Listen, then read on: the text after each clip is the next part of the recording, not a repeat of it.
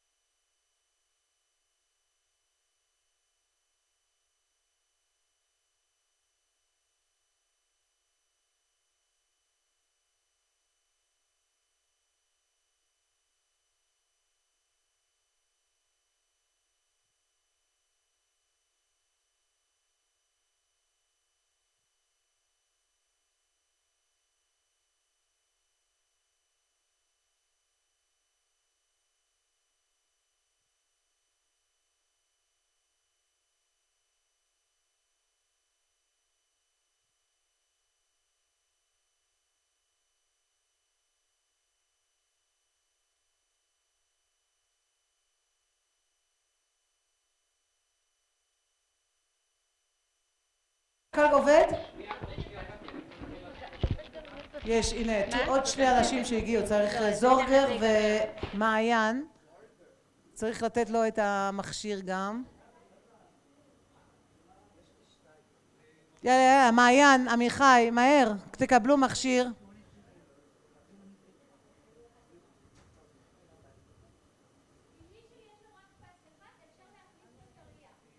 שמעתם? שלומית אמרה, אם יש לכם בטריה אחת, צריך להחליף בטריה. יש לכם? הכל בסדר? הנה, אז תפלו בזה מהר, יאללה, פרונטו. 1, 2, 3. 1, 2, 3. איזה טכנולוגיה יש פה? לא, אבל אולי הוא רוצה... Can you speak with the microphone in your hand or you need this? What do you prefer? This, okay. הוא רוצה את זה. Yeah. Okay, no.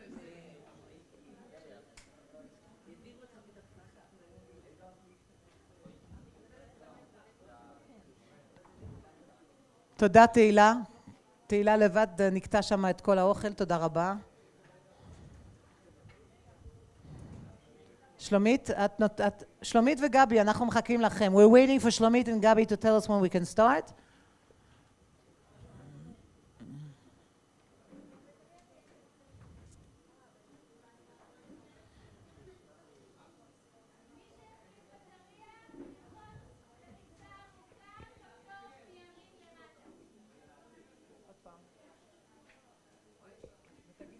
מי שהחליף בטריה צריך להדליק את המכשיר מחדש על ידי לחיצה ארוכה בכפתור הימני מצד ימין, כפתור תחתון.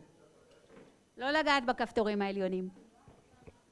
בואו נעשה עוד ניסיון, ואני חוזרת ואומרת, חברים, המכשירים האלה נראים קטנים, הם עולים הון תועפות, אני מתחננת, יהודית ואני מתחננות, שלא יהיה לנו כנסות, חבל על הכסף, בסוף ההרצאה פשוט להחזיר לשלומית הכל שמה, שלא נאבד אפילו חוט קטן, בסדר? את עשית, הנה, שלומית עכשיו מתחילה, תשימו באוזנייה. כולם, בסדר? יאללה, גבי אפשר להתחיל? אז יאללה, בוא נתחיל. כן, we want to start, we're opening the live. אני אגיד כמה מילים באנגלית ואני אתרגם את עצמי. לא, את לא יכולה לתרגם אותי. לא, אבל אני רוצה גם שכן יבין. אז בסדר, אני אתרגם את עצמי לשנייה. ברוכים הבאים לחלק האחרון של היום השני של סמנריון נוער ריבונות. Welcome to the second part of the second day of the 70 Youth Conference seminar. ויש לנו את הכבוד היום לשמוע שיחה מפי ידידנו היקר קן אברמוביץ'. We have the great honor to hear a lecture by our dear friend קן אברמוביץ', שבא פה עם אשתו היקרה, חברתנו נירה, who came here with his wife נירה ושני חברים and two friends. אם אתם קוראים על קן אברמוביץ', תעשו גוגל. If you did Google on קן אברמוביץ', תראו אדם שעשה המון בחיים שלו, המון, הקים businesses, הקים הרבה, he did a lot of things, קן. New businesses and helping hospitals והכל.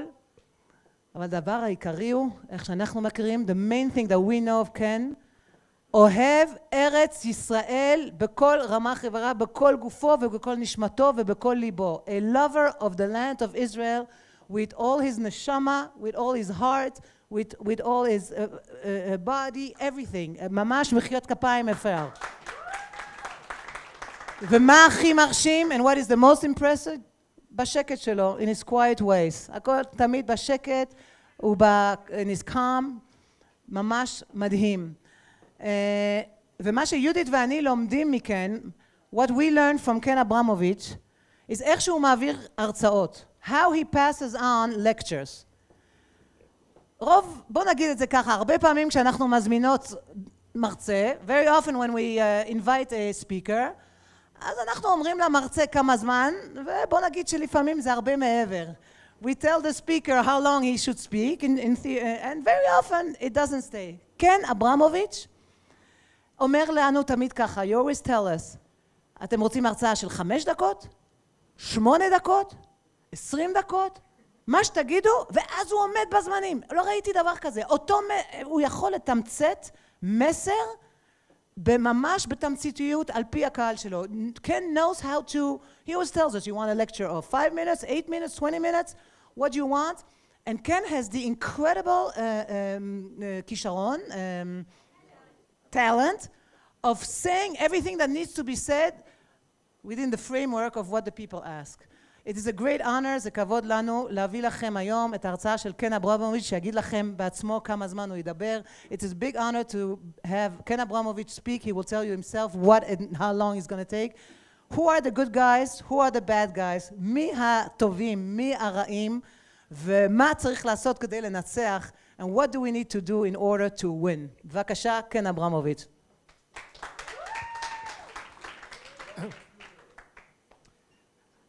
Thank you very much, Nadia and Yehudit, for hosting me, and everyone at Oz Vegayon who does their great work here in honor of our three of our favorite people who passed away due to terrorism. And it's great to remember them and all that Oz Vegayon does for the memory of the three soldiers and for Judea and Samaria.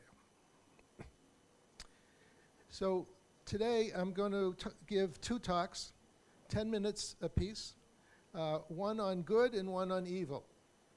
Good and evil. And then I will answer questions for 20 minutes, and that will use up our 45 minutes. So first we're going to discuss good. So I have a simple question for all of you. Raise your hand if you think that you're good. If you're good, raise your hand. I want to make sure everyone is good. Are we missing some people? Okay. Now, raise your hand if you're evil. Anyone here that's evil? Evil? You're evil? We have two people. Sometimes. Okay. So the question we're going to examine are, why are you good? What is the definition of good? I mean, you think you're good, so I'm going to help you define good. So here we have a sunshine, shemesh. Pretend that it's yellow, just like the sun in the sky.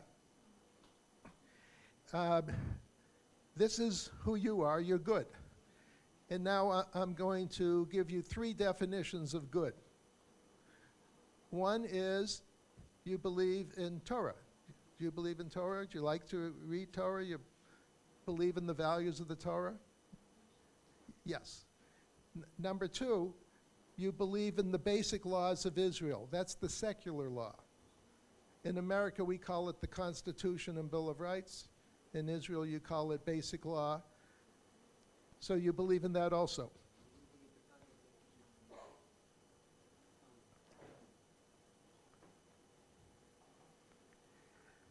Now, there's a third reason why you're good, is I'm going to give you a sentence from America. It's not used so often in Israel, but in 1776, in the year 1776, in our Declaration of Independence from England, there was a famous line written by the founders of America who also read Torah. They were Christians, but they understood Torah. And they summarized the Torah in one sentence. And they said that the function of the government is to protect life, liberty, and the pursuit of happiness. Life, obviously, liberty, freedom, and the pursuit of happiness. In other words, your ability to become happy. The government cannot make you happy. You have to make yourselves happy. But the government has to give you a society in which you can study. You can grow. You can have families. You can have children, grandchildren. That's the pursuit of happiness. And it's also the pursuit of property. Originally, it was the pursuit of property, and they changed it to the pursuit of happiness. So all of you who are good, everyone here, you're good for three reasons, as we just discussed: Torah, basic laws, life, liberty, and the pursuit of happiness. So does everybody here still think that they're good? Okay? So the answer is yes, you're all good. Now, you could say, so what is the problem? You're good, and your friends are good, your parents are good, everyone's good, but the world's not full of people who are good. It's also full of people who are evil. So before we go to evil, I want to add one more element of the people who are good, but not quite as good as they should be. And so, my wife is going to add a section. We do not have the color white, but the paper is white. So we're going to have a little section. So pretend that this is yellow and this is white as you see it. I color-coded white for another group of people who are still good, but I call them isolationists. Isolationists. They do not want to fight the enemies. They just worry about themselves. So going back to life, liberty, and the pursuit of happiness, the people in the circle, the sunshine, the Shemesh, believe in life, liberty, and the pursuit of happiness for 100% of the people in Israel. The whites believe in life, liberty, and the pursuit of happiness for 100% of the people who live within the Green Line. In 1967 armistice lines of Israel, but they do not believe in life, liberty, and pursuit of happiness for everybody in Judea and Samaria. And previously, they did not believe in life, liberty, and pursuit of happiness for everybody in Gush Katif. And they did not believe in life, liberty, and pursuit of happiness for everyone in Yamit, in Sinai. So the whites are not evil people. It's they're uneducated or miseducated. And we, over time, have to convince the whites to become yellow and care about life, liberty, and pursuit of happiness for 100% of the people of Israel, wherever they live. Does not matter where they live. So you can, another way of saying that is sovereignty in Judea and Samaria is the equivalent of life, liberty, and pursuit of happiness for everybody in Israel. In contrast to the whites, who would just say, why do I care about Judea and Samaria? I live in Tel Aviv or Herzliya. Why do I care about Gaza? Gush Katif, it's not my problem. Well, it is your problem, because in the Middle East, there's only two countries that control the Middle East. It's either Israel or Iran. Israel or Iran. So if Israel, you are not on this hill, Iran is on its hill. Now, they have many different names. We call them proxies in English. They could be called Hamas. They could be called Hezbollah. It does not matter what they're called. They're Iran. So in the Middle East now, it's a battle between Iran and Israel. And the Middle East is not big enough for Iran and Israel. So either Israel succeeds or Iran succeeds. And this is known as a state of war. And the question, I have one more question before we go to evil. If Israel's in a state of war, when did the war begin? So here I'm going to ask you, now you have a chance to answer. When did the war begin?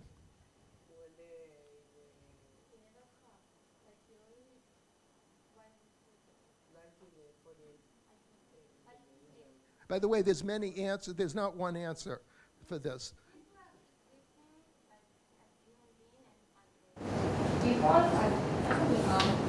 Nations. As nations, we are always going to fight. Like, we are never have peace. Why? So that war never stops. That's right. Right. The war never stops. It's always there. When did the war begin? Now, this boy said, When was Israel born? Okay, so as I said, there's many answers. So you gave one of the correct answers. The war began in 1948 when Israel was established and the neighboring Arab armies invaded. But it began before that. So now let's go back earlier into time. When did the war begin? 86-61. Then they started to believe that Israel, the holy land of them. We believe Israel is the holy land of us. So that's when the conflict began. Right. So you could argue the conflict began in approximately the year 650. Muhammad lived until about 630, and then his successors took the ideas of Muhammad and decided to take over the world. Most of the world at that time was Christian, so they invaded Christian Egypt, Christian Turkey, Christian Iraq, Syria. So you could also argue the war began in approximately the year 650. That's also a correct answer. So now let's go further back into history. When did the war begin?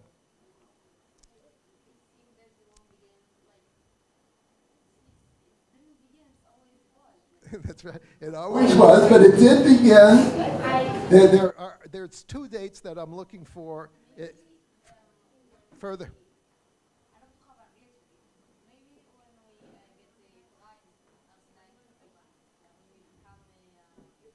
The Torah?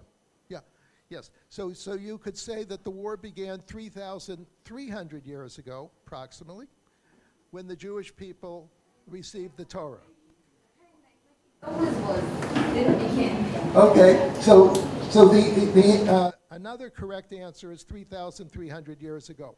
Let's go further back. I'm looking for one more date further back into history.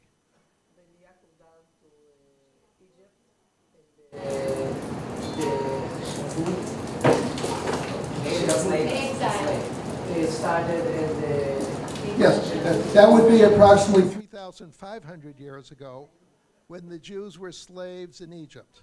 That's the correct answer. Let's go further back. Okay, so now you got to the final answer. 3,800 years ago, when Abraham existed, came onto the scene with the first Jew. So the war's been going on continuously for 3,800 years. So now the question is, why do the forces of evil came in the Torah? He represented the rule of law. It actually took 500 years from Abraham to Moshe to create the rule of law, which we call Torah, 613 commandments. Took 500 years. But Abraham was the beginning of the rule of law.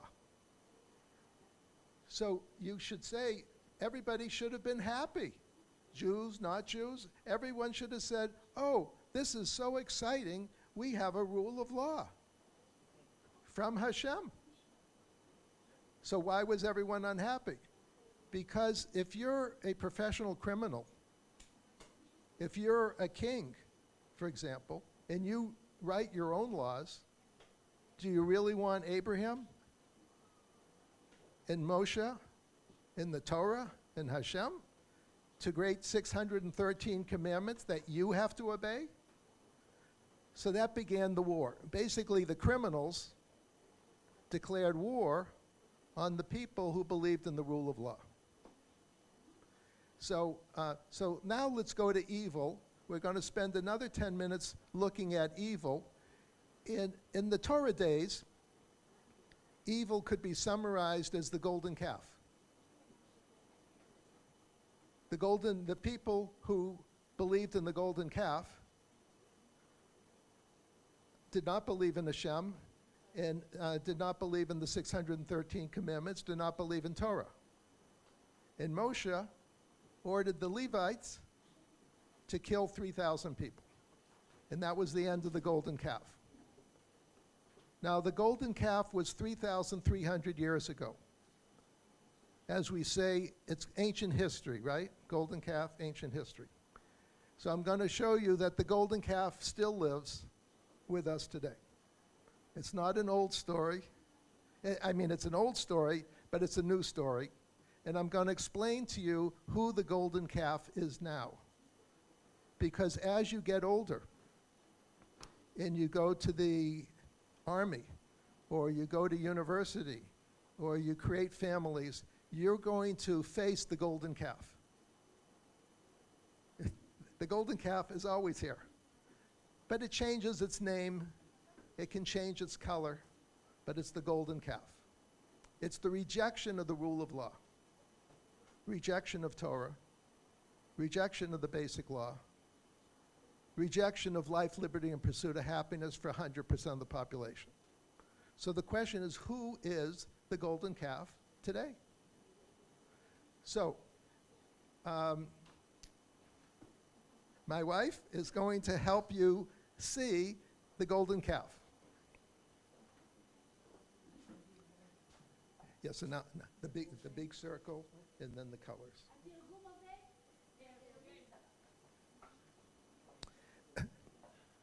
Now the golden calf has changed its color.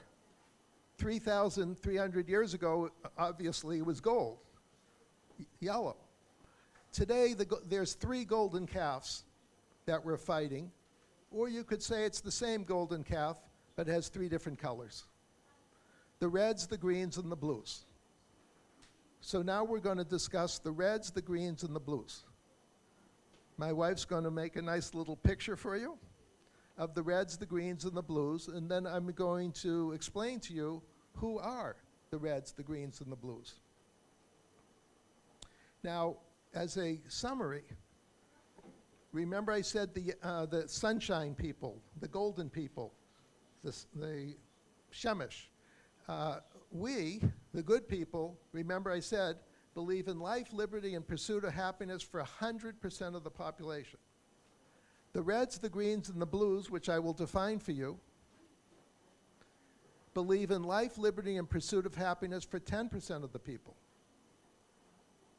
Themselves, their family, their friends, but not for the other 90. If you go back into history with the kings of throughout history, the kings always believed in life, liberty, and pursuit of happiness for 10% of the population. But then the Americans came along, aided by Torah. The Americans came along and said, no, it's life, liberty, and pursuit of happiness for 100% of the population. This battle between the king and the people has been going on even before Abraham. It's been going on forever and ever and ever. The question is, do the people work for the king, or does the king work for the people? This tension, I call it World War III. It's actually World War I. It's been going on since before Abraham. It's since the beginning of humans. There's always been tension between who runs a society, the king or the people. We believe the people. We, the democracies, believe the people run the government. The bad guys believe the kings run the government. So, here we have now our reds, greens, and blues. So the reds, if you can see it, it's in English, it's a big government. How do you say big government in Hebrew? Memshala Gadola? Oh. Okay, very good. So, big government. Another way of saying big government is socialism, communism. And if you look at it in terms of countries, it's China and Russia. China, Russia. Now, China and Russia, if you look at a map, China's over there and Russia's over there. But today, in World War III, which is actually World War I, China and Russia are over there, but they're here too. So as you get older, you will see fingerprints, intellectual fingerprints, from China and Russia. They're false narratives based on a strong government where you're the slaves and they run the government and steal all the money. It's an old, old story. But today, we have China and Russia. By the way, the difference between World War I and World War II and what I call World War III is World War I and World War II, the war was over there. In World War III, the war is here. Inside your heads, your school, future universities, newspaper, internet, you will every single day for the rest of your life be fighting, intellectually fighting, the false narratives of the Reds. Let's go to the Greens. The Greens are the Islamists. It's color-coded for the color of Islam. If you go past a mosque, it's green. So using the green, that's the Islamists. Now there's a difference between Islam and Islamism. Islam is a religion that individual people can believe in. Islamism, also known as political Islam, is a political movement. And they're trying to take over the world and convert everybody to Islam. So that's a political movement, not a religion. So when I say the Greens, I'm talking about Islamism. In other words, the political movement of Islam. I'm not talking about Islam. All the Muslims are not enemies. It's the 10 or 20% who believe in Islamism who are the enemies. And in terms of countries, it's Iran, Turkey, Qatar, Hamas, Hezbollah, Al-Qaeda, ISIS. They have many different names. But they all want to take over the world and force everybody to become Muslim. That's Islamism. Let's go to the blues. Who are the blues? The blues are the globalists. Color-coded blue for the United Nations color. The United Nations believes in a world government. So Israel does not need its own government. America does not need its own government because the world government will take care of everybody. This is what I call a false narrative, and it's part of the three major false narratives that we're discussing today. Also part of the blue is the social media companies, Facebook, Twitter, Google, who have decided to impose, who's decided to take freedoms away from everybody by restricting freedom of speech, breaking American law, but making their Chinese friends happy. But I do not care about their Chinese friends. I care about Americans and Israelis being happy. If you've ever heard of Davos, the World Economic Forum, that's also part of the blues. So I'm going to conclude in about 1 minute and then answer some of your questions. And just as a piece of advice to you, maintain, as you get older, you'll be fighting individual wars, not with bullets and guns, but with ideas. And as you get older, be sure to stay loyal to what makes you good. Torah, basic laws, and using an American sentence, life, liberty, and the pursuit of happiness. You have to stay strong. Those are all good things to believe in. And you are going to be attacked, not with guns, but with books, newspapers, internet, television, however they want to attack you. You will be attacked every day by the reds, the greens, and the blues. And when someone presents to you an idea that makes no sense, ask yourself, is this a red idea, a green idea, or a blue idea? And then say to yourself, it makes no sense, and make sure that that bad idea does not enter your good brain. This is the personal war that we actually all fight. And And we have to win this war. It's a war of ideas rather than a war of bullets. And it's a war of consciousness. And I just want you to make sure that if you're good today, you stay good. And do not resist the reds, the greens, and the blues. I will leave you with a final thought. Why do so many people join the reds, the greens, and the blues? Because they all offer false narratives that sound good.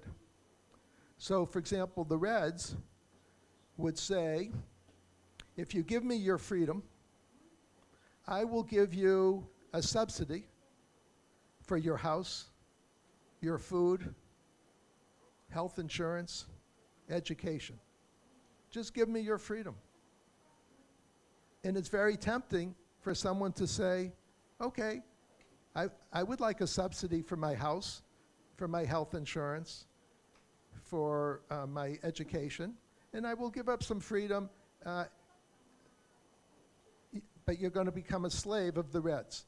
But that's how they get people to like them, because they give away things for free. Why do people join the greens? The greens would say, become Muslim or I'm going to kill you. So I'm not giving you a subsidy for your house or children or whatever subsidy you might want. I'm giving you 30 seconds to decide. And if you don't become Muslim, I'm going to take your head off. That's how the Muslims grew. That's why there's 1.5 Muslims. And it was all done through fear, through the sword, as they say. And then we have the the blues. Why do people listen to the blues? Because their ideas sound good, that we have a world community, and the world works together, and we do not have to fight each other, we just work together. Of course, they did not finish the sentence, we work together as slaves. And then the blues make all the decisions for every single country, and every single country becomes a slave to the blue world order, to the United Nations, to Davos, to the World Economic Forum. So we cannot listen to this false narrative either. So I just want to, I'm here to warn you that you're going to be fighting false narratives for the rest of your life, and you have to stay true to Torah, basic laws, life, liberty, and pursuit of happiness for 100% of the population. So it was great to be able to be with you today. I hope I help you a little bit understand the challenges you face as you get older and make you stronger to resist all the temptations of the reds, the greens, and the blues, which I call the golden calf, just with different colors. We want to say thank you. Amazing. What is amazing, it's so simple and so clear. Ken, you're unbelievable, אתה מדהים. I forgot to mention, שכחתי להגיד, that Ken, in addition to everything he is, he decided to do something. That is one of the things that we're learning in this seminar. אנחנו לומדים בסמינריון הזה על כל מיני אנשים שהיה להם חיים פרטיים, כמו אתם זוכרים אתמול בעטרות, בני שפרן, פתאום הוא שמע משהו והתחיל. כן גם, also Ken. He was busy with many different very important projects, but then decided to save the West.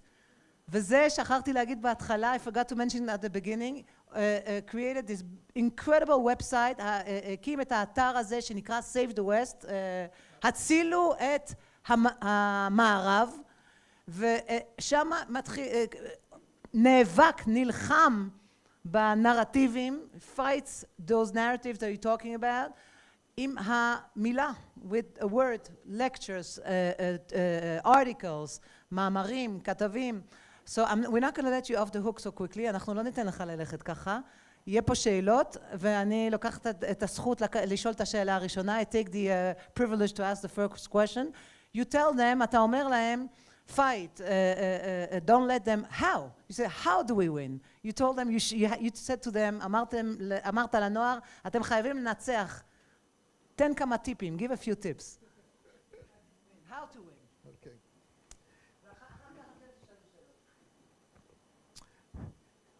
Um,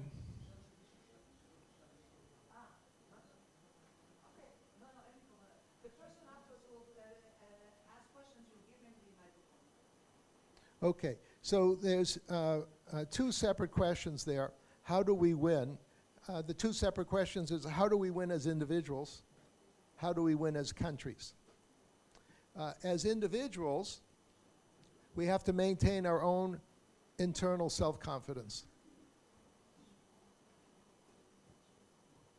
We all believe in Torah, 613 commandments, Hashem. We all believe in the basic laws of Israel, which are the secular laws. And then we believe in, from America, but you also believe it, even though you do not use this sentence, we believe in life, liberty, and pursuit of happiness for 100% of the population.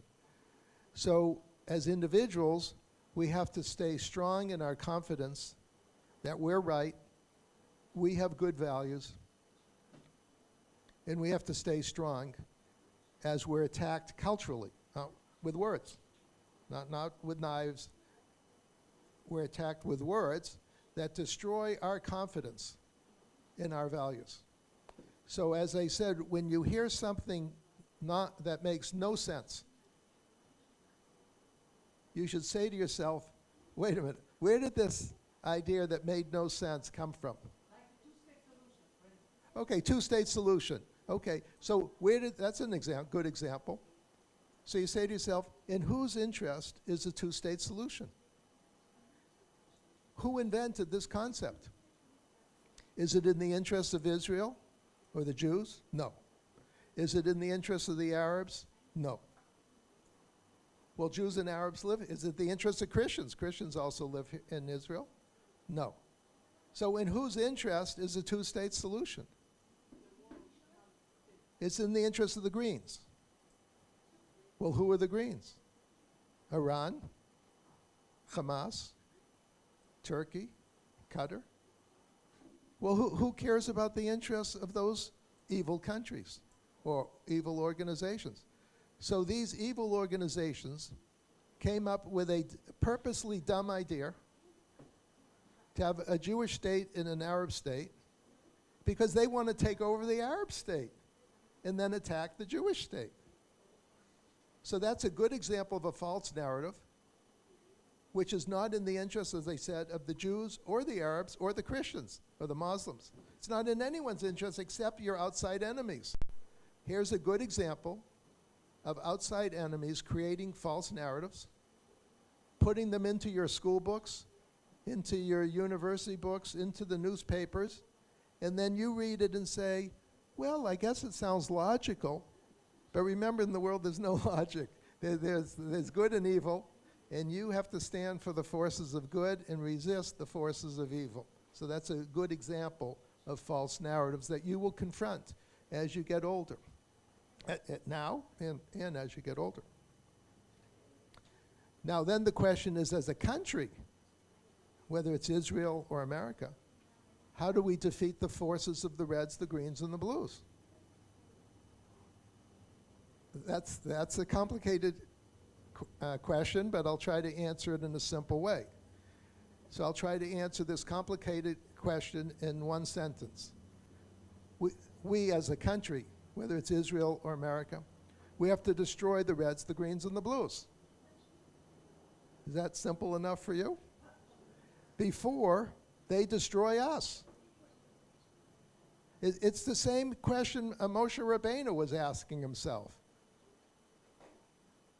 The Reds, the Greens, and the Blues at that time were connected, but they were yellow, golden calf. And Moshe Rabbeinu said, putting words in his mouth, we have to destroy the golden calf and the people behind the golden calf. And he did it. Unfortunately, we do not have Moshe Rabbeinu with us anymore. Moshe Rabbeinu is the best leader in the history of the world. So every leader that we have now, I have an expression, they're 65% Moshe Rabbeinu, or they're 32% Moshe Rabbeinu. But no one's Moshe Rabbeinu. So we have to do the best we can with the governments that we have. And we have to, as governments, as countries, we have to destroy the Reds and the Greens and the Blues. So anything, if you look at it in terms of countries, anything that hurts China and Russia is good. Anything that hurts Iran, Turkey, Qatar, Hamas is good. Anything that hurts the United Nations, World Economic Forum, the social media companies is good. So that'll give you a quick summary of how to defeat the forces of evil without Moshe Rabbeinu helping us. Okay, who else has some questions? Yes. Okay. From where did you ממה שאמרת נשמע שהפתרון לכחולים זה לפרק את האום, to dissolve the United Nations? That's the solution?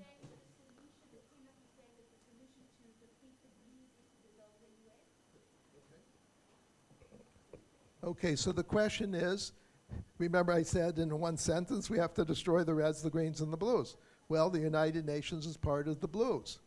Yes, we have to destroy the United Nations. We never should have set up the United Nations. It was a dumb idea to begin with. By the way, where did the dumb idea of having a United Nations making decisions for all the countries in the world, which is actually illegal, by the way, the Prime Minister of Israel or the President of America is responsible for the interests of Israel, not the interests of the world. Why would he take any advice from a global organization? Well, the idea of came from the Russians.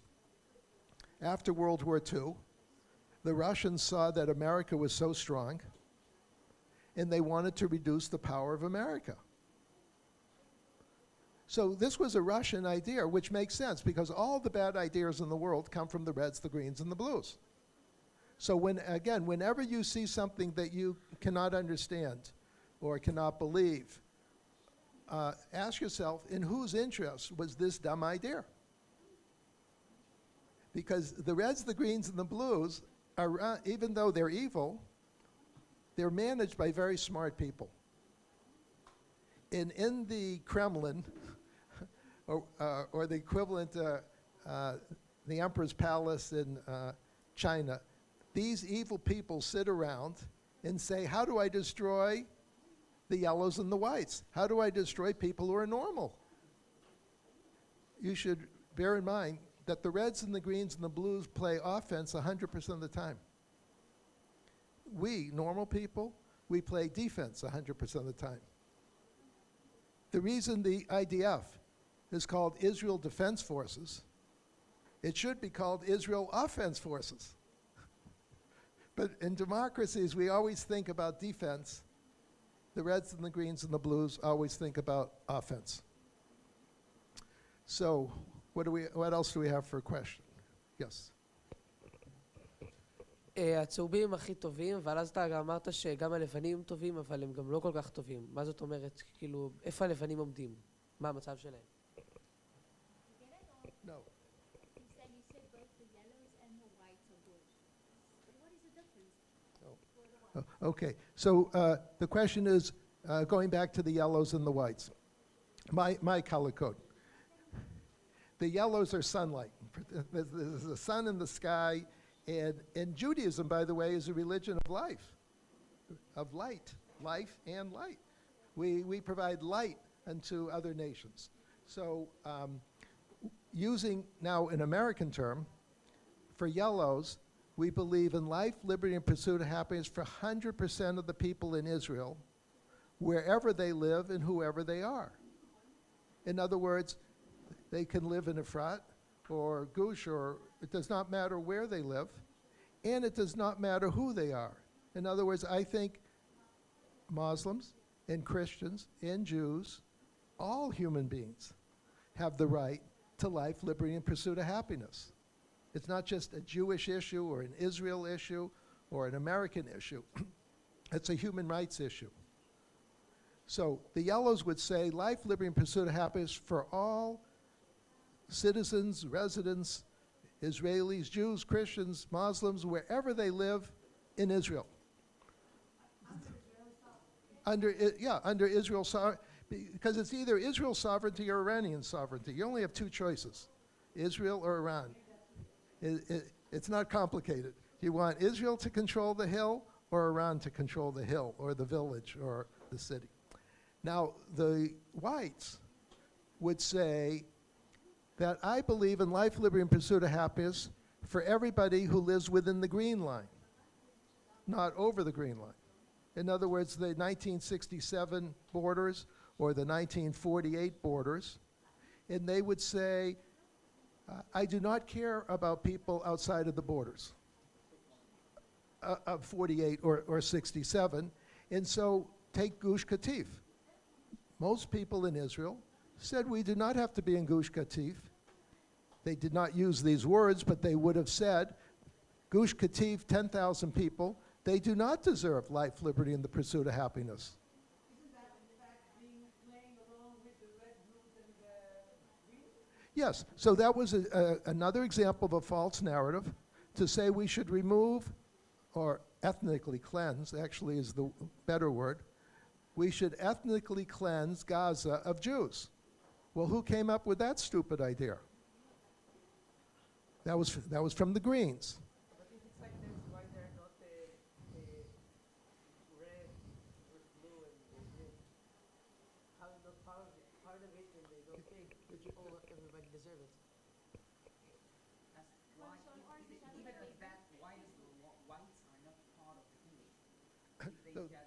it? The whites are not evil, they're just misinformed. They're miseducated or they're poorly educated. They do not understand that they're not acting in their own self-interest. For example, go back to Gush Katif time, 15 years. If someone says, we have to get out of Gush Katif, Jews should not be in Gaza, remove them. If you then said to them, yes, we can remove them, and then we're going to take missiles from Iran, put them there, and they're going to shoot missiles at your house and kill everyone in your house. Do you still want to remove the Jews from, the Israelis from Gush Katif? They go, oh, I did not know that after the Jews are removed, Iran and its agents will take over, build missiles, and shoot them at me. No one told me that. So this person is not evil. They were naive. They were uninformed, misinformed, and they were listening to the false narrative of the Greens. The Greens wanted the Jews removed from Gush Katif so they could take over Gaza, shoot missiles at Israel, and then destroy Israel. So this is another good example of a silly, false narrative. But at the time, most of the Jews, most of the Israelis believed that it was in Israel's interest to leave Gush Katif. But they were wrong. But they were wrong not because they're evil. They were wrong, they were not educated properly. Yes? So two more questions. Yeah. You take one and then over to your friend. איך אפשר לעבור ממצב של מגננה מהאדומים, הירוקים והכחולים למצב של התקפה של להתחיל לפרק אותם ולנצח בעצם?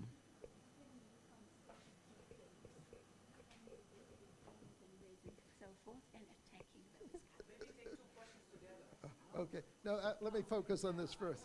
Yeah. Okay. So the question is, can the people who are good move to the offense and better fight the people who are evil? Can we close the gap? Well, that's my number one argument, is that the people who are good cannot play defense 100% of the time. For example, if you go to a football game, your favorite team plays defense approximately 50% of the time and plays offense approximately 50% of the time. So I would argue, as you would, that it's time for the yellows and the whites, the democracies, to play just like a football game, play offense half of the time, play defense half of the time, but do not play defense 100% of the time. Makes no sense. And, but there is a problem.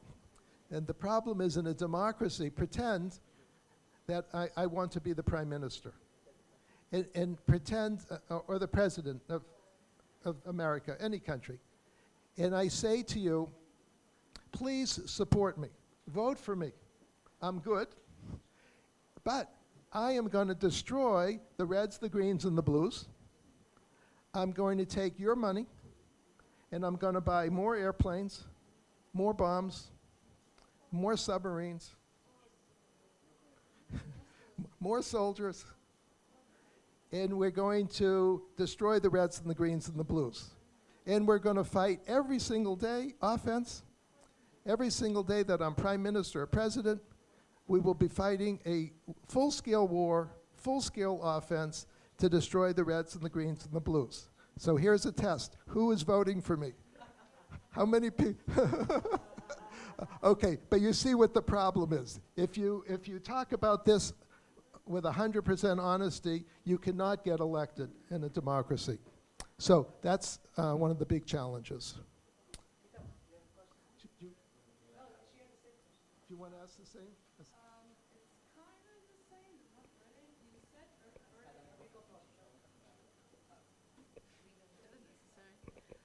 really. You said earlier that. Yeah, no. You said earlier we need to take down the reds, the greens, and the blues before they take us down. Now, we know it's not that simple as you presented. Maybe it could be possible in the world, whatever. What can we, as the small people, not the government, the whatever, can do?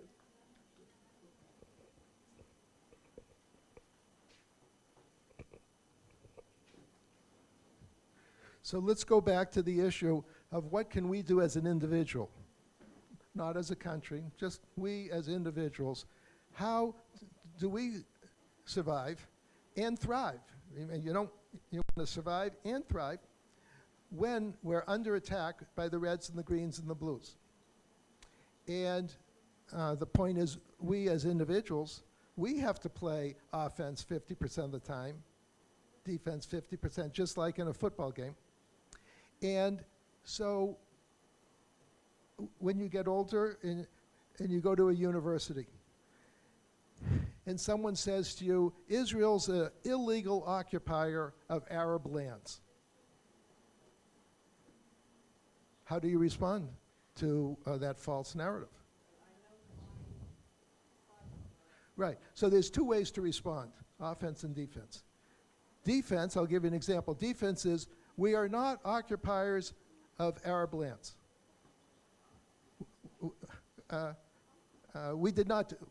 You're wrong. We did not do that. That's defense, okay?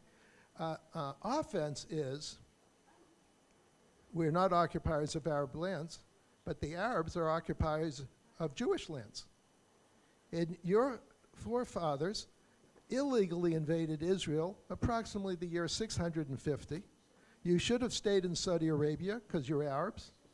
And you illegally came to Israel and stole Jewish lands. How could you do something like that? Go back to Saudi Arabia. Now that's an example of playing offense and defense. So as you get older and you know more, hopefully you know enough now, but as you know more and more and more, always think in terms of offense and defense, and just like a football, no more complicated than a football game, and always remember to stay on the offense. And when the reds, the greens, and the blues attack you, not with knives, but with words and silly ideas, you stand your ground, and then you punch back, not literally punch back, you intellectually punch back at their false narrative.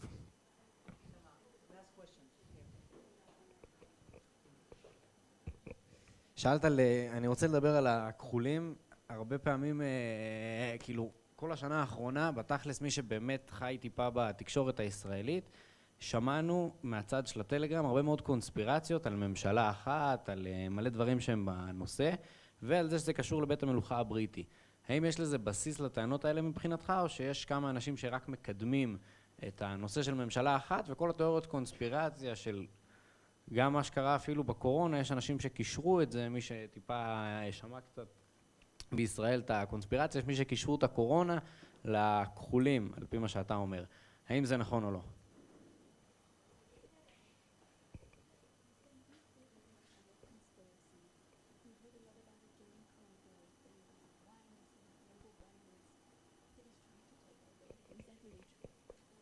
Okay, the question is there a world conspiracy against people who are normal, people who are good? First, let me just remind you again, when you get home, be sure to sign up for my website. It's savethewest.com. By the way, when I say saving the West, or saving Western civilization, it's the same as saving democracy. It's just Western civilization is just another word for democracy. Half the people in the world live in a democracy, half live in a dictatorship. We have to save the democracies from the dictatorships. So it's savethewest.com. Also, it'll help you with your English. I write an article every 2 weeks, and the article will come right to your email after you sign up. So the question is, who wants to take over the world?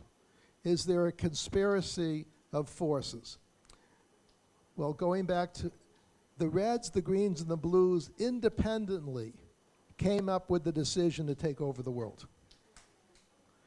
Now, a question is, when did they make that decision? The Reds made the decision to take over the world about 100 years ago when Lenin and his communist criminals illegally took over Russia in 1917. 30 or so years later, in 1949, the Chinese Communist Party made the decision to illegally take over China. So we have these two, I would argue, illegal criminal organizations, Russia and China, independently made the decision to take over the world on behalf of the Reds, make everyone communist. Everyone is basically a slave to them. The Blues also declared war on democracy 100 years ago, 1923, with the League of Nations, which then became the United Nations in 1946. So the Blue War has been going on for 100 years, also, by coincidence, 100 years. The Red War has been going on 100 years. And the Green War began with Muhammad. So roughly 1,400 years ago, Muhammad and his successors made the decision to take over the world. And they took over about a third of the world at the time, mostly the Christian world, by killing the Christians. Now, because it was 1,400 years ago, no one remembers. The Christians do not remember how many Christians died from Muhammad and his followers. So that war has been going on 1,400 years. So it's not one conspiracy, it's three separate criminal organizations, which I call Reds, Greens, and Blues, independently made the decision to take over the world and make us all their slaves. We don't want to be their slaves. So that's why we have to stop them. תודה רבה. Judith has a question, and then I also want to say one thing. Judith asked the very important question, which we discuss very often. Can we, as a democracy, really succeed because of all the faults of democracies? And the one thing that I wanted to say before I knew that you had a question is that to tell each and one of you that the sovereignty movement, fighting for sovereignty, when we explain, Judith and I, to people who are not so religious or not even Jewish, why do we need Israeli sovereignty over Judea and Samaria? It's not only, of course, because it's Tanakh and because it's ours, but it's also in order to be part of this movement of saving the West, because only when there's Israeli sovereignty will we be able to fight the red, blue, and white. So Judith's question, isn't there a problem, inborn problem, in the fact that we are a democracy? Can a democracy fight them? So I spend a lot of time thinking about your question of who is going to win, the forces of good or the the answer is democracies have big flaws and dictatorships have big flaws. So I will give you an example. Democracies can make bad decisions. Leaving Gush Katif was a bad decision. Leaving southern Lebanon was a bad decision, but they were politically popular. People said, why should my son or daughter risk their life in Gush Katif for some religious Jews that I do not know and do not like? So the democracy worked, but it made huge mistake. Because people are humans, and humans can make mistakes. Now let's go to dictatorships. President Putin, 5 months ago, he's the dictator. He makes all the decisions. He has no one to stop him. He made the decision to invade Ukraine. Well, invading Ukraine will go down in history as one of the dumbest mistakes ever made by a country in the history of countries. But Putin is one of the smartest people you'll ever meet. I never met him, but I meet him on YouTube. So through YouTube, I feel like I've met President Putin, and he's the smartest leader around. But he made the dumbest mistake. So the point I'm getting to is both democracies can make mistakes, and dictatorships can make mistakes, and democracies can make good decisions, and dictatorships can make good decisions. But the big difference, what saves democracies is not their government, it's their businesses. For example, you have a phone. Was the phone developed by the Israeli government or the American government or any government? No. It was some very smart people in California working for Apple who figured out, or Samsung, who figured out how to produce that. So Israel and America, the two most creative countries in the world, are full of corporations, small, medium, big, who create the engine of growth for the country in spite of the government. So the point I'm getting to is if you just look at the government, there's not a great future for democracies. But if you look at the government and the creative talent that lives in a democracy, the brains, the hard work, then you have a society that functions well. Just as a final point, I was reading in the internet that something in the past few years, 2 years, 100,000 people have left Russia from their high technology industries. Massive, massive brain drain.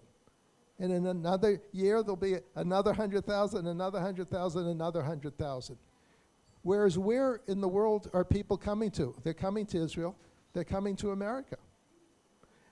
But they're coming to Israel and America because we give people an opportunity to pursue their happiness, to grow, to educate themselves, to work hard, to make money, to join different types of companies.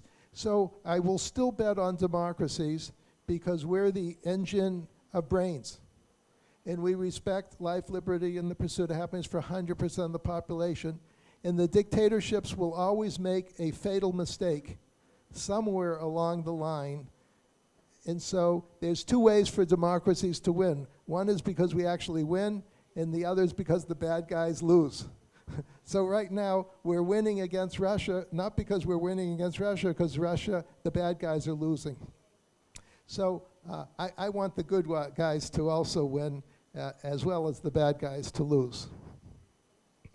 מקסים, תודה רבה. המרצה הבא שלנו כבר פה, מאיר, והוא יצלם אותנו, אם כן, כן, נירה, come for a picture, come in the middle, everybody, we do that with every speaker. בבקשה, ואחר כך תחזירו לפני שנתחיל עם מאיר, אתם מחזירים את המכשירים, אבל קודם תמונה.